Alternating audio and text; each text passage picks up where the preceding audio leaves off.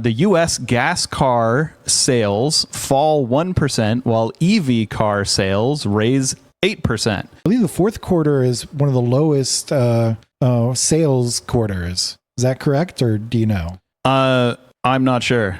But everybody buys their significant other a new car that costs like $85,000 and puts a bow on it and puts it in the driveway. What are you talking about? People have been playing around with the numbers a lot, so you gotta look into them kind of deeply to get realistic idea. This sounds like the year of the Linux desktop discourse. Hello, how the tech are you? My name is HK Perrin. I'm a software engineer and an EV car owner, and this week's story is all about EV cars. The U.S. gas car sales fall 1%, while EV car sales raise 8%. U.S. auto sales were roughly level year over year, comparing 2024 to 2023, this past quarter. However, comparing gas car sales year over year shows a 1% drop in sales compared to last year. And to make up for that, EV car sales have seen an 8% rise compared to this quarter last year. Compared to 2019 data, fossil fuel cars are down 15% and EV cars are up 474%. And this is great news for EV car owners like myself and Matt, as the demand for EV infrastructure just keeps growing. What do you guys think? So did you look into, this sounds great. It's great to hear that EVs are, becoming more popular. I believe, I don't know if you looked into it, you said it was the fourth quarter comparison? Yes. I believe the fourth quarter is one of the lowest sales quarters. Is that correct, or do you know? I'm not sure. Everybody buys their significant other a new car that costs like $85,000 and puts a bow on it and puts it in the driveway. What are you talking about? Yeah, the giant bow industry, sales, the giant bow industry lives for this time of year. That's right. But yeah, so some things you have to keep in mind with this data is it was compared to last year, 2023 Q4, and the comparison to 5 years ago was the end of 2019. Now, if you compare the years in between, because of COVID, all the data gets all sorts of messed up. So comparing 2019 to now and comparing last year to now is pretty good, but comparing any of those other years in between, you're going to get skewed data because just car sales in general fell quite a bit because of COVID. Oh, yeah. Yeah, because the supply chain stuff, it was weird because during COVID, like price of used cars went through the roof, but that was because it was hard to find cars. Yep. And now there are a lot of places that have brand new cars sitting on the lot that they can't sell. Yeah. I hear there's a lot of Cybertrucks hanging around that you can buy. Well, you know what? That kind of cuts out the middleman because 6 months after you buy it, it just called anyway. So it just stays in the lot where it belongs. And I don't know about the Cybertruck, but Tesla actually contributed quite a bit to that rise in EV car sales. I would assume it's like their normal cars. The Cybertruck is Y, which I think worldwide was the best-selling car, not the best-selling EV, the best-selling car worldwide. It is very popular. I'm sure Dave will have some complaints about it, but it's a pretty good car. I mean, otherwise. It's not the Cybertruck. Well, yeah, there's probably, and the fourth quarter is just ending right now too. So we're, if we were to look into this further, maybe in a couple months, there'd be like more granular data, like what car companies went up, what went down, that kind of stuff. Because there's a lot more competition in the marketplace, though. I don't think a lot of new EVs came out this year, but I could be wrong. There were a lot of EVs, but well, the problem is there's a lot of Chinese EV cars came out, and there's a lot of churn in the Chinese EV market, from what I can tell. But that is not going to have much an effect in the United States, as we've basically banned them from the United States at the moment. One of my questions is, which you didn't mention, is what is the kind of the ratio of EV cars to gas cars selling? Like, it's great that EV cars increase their sales so much, but are they still a tiny part of the market, or what? I believe they are fairly small. I don't know the exact numbers, but they're growing rapidly. So even if they're small now, in probably 10 years, they're going to be like either a huge chunk or the majority of car sales. Yeah, this sounds like the year of the Linux desktop discourse. Well, Linux usership has not risen with the same trajectory that EV car sales has. No, I know. And the other question I have is, what do they count as EVs? Do they mean strictly BEVs, battery electric vehicles, or as I've seen in some other places, they're counting plug-in hybrids as EVs? Even though I don't think a lot of people would count them, but they were fairly popular and increased numbers. That is a good question. I don't know. I don't believe the article mentioned that. Okay. Yeah, there's it's good to hear that EV cars are selling better and are more popular, but people have been playing around with the numbers a lot. So you gotta look into them kind of deeply to get realistic idea. But it does seem like, particularly when it comes to, well, the other question I guess I have is, did they exclude trucks, or is this exclusively passenger cars?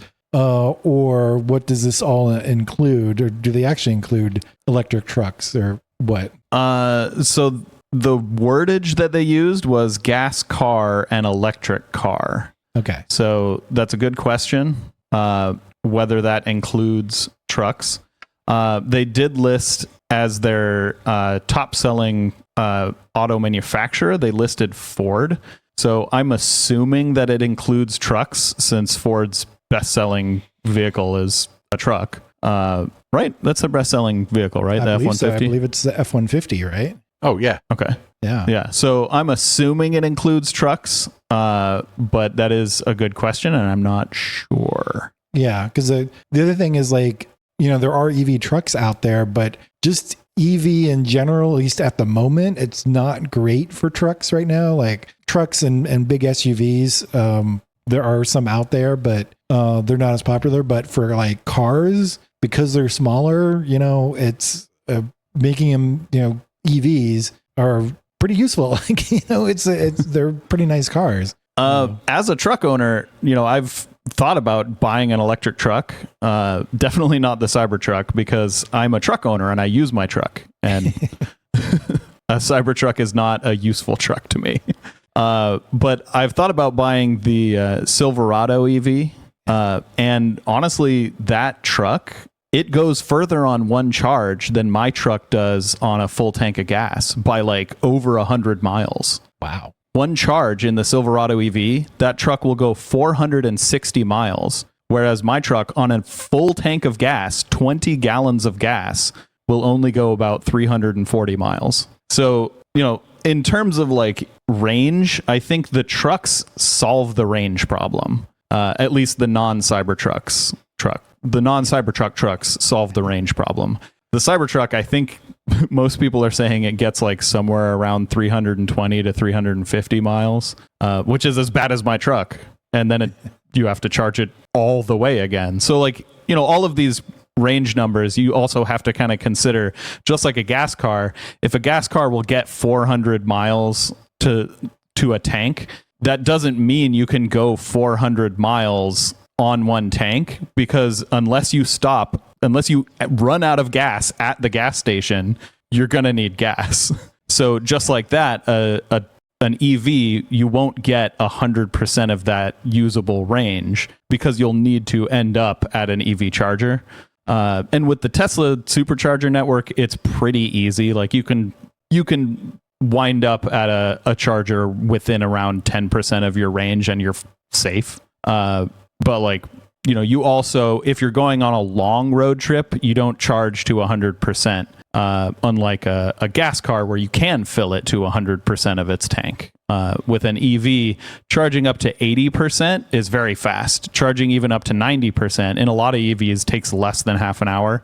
But charging that last 10% from 90 to 100, if your car takes half an hour to go from 10 to 90, it'll take another half hour to go from 90 to 100, just because of the way the chemicals in the battery works. Like that's just chemistry, unfortunately. You have to push a lot more voltage into it, or you have to, I don't know exactly how to describe it. I'm not an electrician, but or I'm not a battery chemist, or I don't know, whoever would understand that. Basically, I know that the last 10% of a battery takes just about as much to charge as the first 90%. So with trucks, the complaints that I've heard are basically, the range is fine on the trucks for the EVs, but as soon as you start towing stuff, the range drops so much that it's not as useful. I don't know why there would be any difference between towing with an EV versus a gas, such that the reduction in range would be that much of a difference. But if you're just hauling stuff, it doesn't seem to be a problem. And then the other complaint is that the EV trucks are quite a bit more expensive. I can tell you one thing. I get about 18 miles per gallon in my truck. My truck is a 2007 Tacoma. And when I'm towing my trailer, which is not a big trailer, it's just I think 10-foot cargo trailer or 12-foot cargo trailer, plus the tongue. But I'll get about 18 miles when I'm not towing that. And once I start towing it, I get about 10 miles to the gallon. So it's not like towing is free if you're in a gas vehicle. Like, towing always affects your fuel economy. It could just be that the inconvenience of having to charge versus 5 minutes to fill the tank up, it like annoys people. Yeah, I was going to say that. I mean, I've done long trips in EVs, and you have to sit somewhere for a while. I just went on a long trip with my parents, and they took the EV, and we had to sit at a Wawa for 30 minutes or something. It's annoying because you have to be there longer, but it's not. Did you yell at a police officer about the chemtrails at the Wawa? No, I did not. We've seen someone do that before, and they seem to be having a great time.